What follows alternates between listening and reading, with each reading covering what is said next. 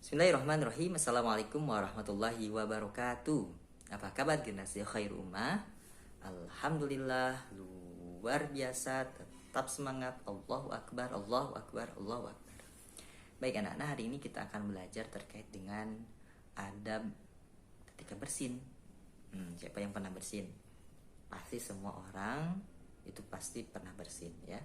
Insya Allah semua orang pasti pernah bersin. Nah, anak-anak sekalian, bersin itu adalah sebuah kenikmatan yang Allah Subhanahu wa taala berikan kepada kita. Kenapa disebut kenikmatan? Karena bersin itu kalau kita bicara secara medis ya, maka bersin itu adalah bentuk daripada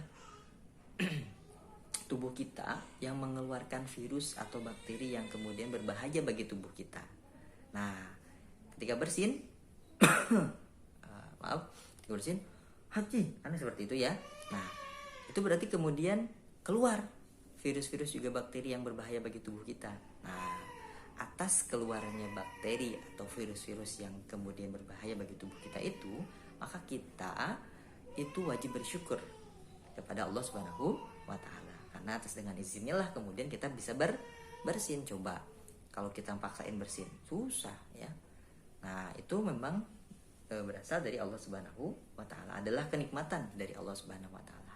Maka Islam kemudian mengatur seperti apa adab ketika kemudian kita bersin. Nah, yang pertama, ketika kita bersin yang dicontohkan oleh baginda Nabi Muhammad SAW adalah menutup ya dengan kemudian tangan kita. Nah, seperti ini. Lalu kemudian bersin. Nah, gitu ya. Agar tidak terlalu besar suaranya. Bahkan kalau kemudian terlalu besar dan itu seperti kemarin menguap ya, ada menguap. Kalau kemudian menguap sampai begitu ada suara yang kencang sekali, itu setan sangat bahagia, mereka tertawa seperti itu. Nah, begitupun ketika kita bersin ya, itu harus kemudian ditutup agar kemudian suaranya tidak terlalu besar.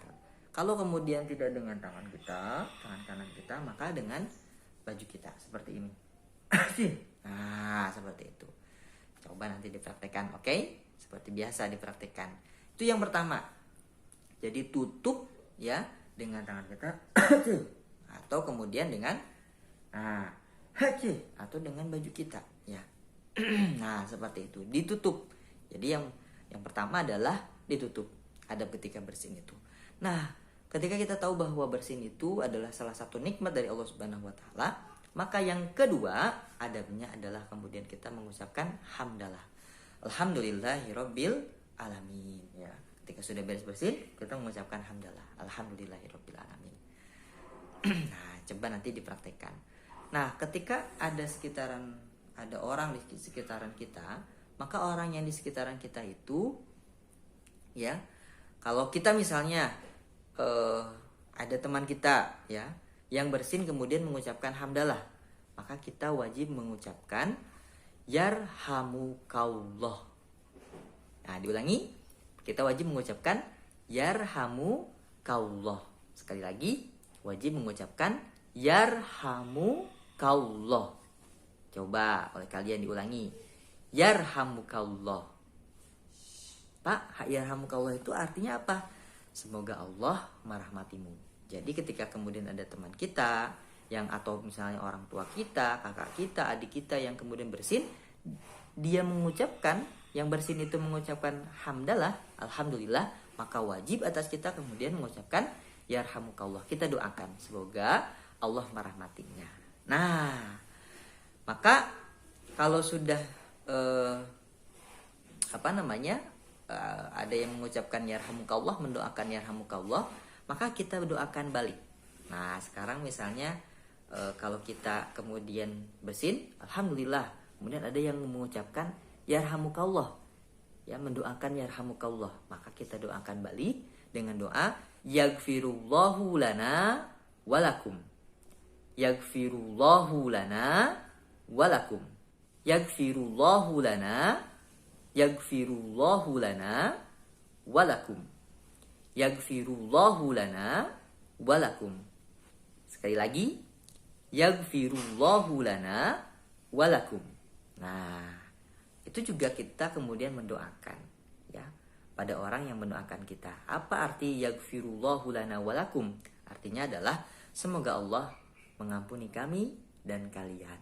Nah, jadi itulah adab ketika kemudian kita bersin. Kalau kita yang bersin, maka kemudian tutup. Ya. Kita tutup atau haji. Nah, seperti itu agar suaranya tidak terlalu kencang. Yang kedua, kita mengucapkan hamdalah. Alhamdulillahirabbil alamin. Kalau ada yang mendoakan yarhamukallah, maka kita kemudian balik mendoakan. Nah, yang ketiga kita balik mendoakan yaghfirullahu lana walakum. Doanya apa? Yaghfirullahu lana walakum. Sekali lagi, yaghfirullahu lana walakum. Nah, seperti itu. Tapi kalau kemudian kita pada posisi yang tidak sedang bersin, ada orang yang bersin, ya. Kemudian dia mengucapkan hamdalah, alhamdulillahirabbil alamin, maka kita kemudian ucapkan yarhamu kaulah. Yarhamu kaulah. Yarhamu kaulah. Jadi ketika kita bersin, kita ada adabnya. Ketika kita melihat ada orang yang bersin, kita pun ada adabnya. Adabnya mendoakan. Catatannya dia harus mengucapkan hamdalah. Kalau tidak, kita tidak wajib kemudian mendoakan yarhamukallah ya.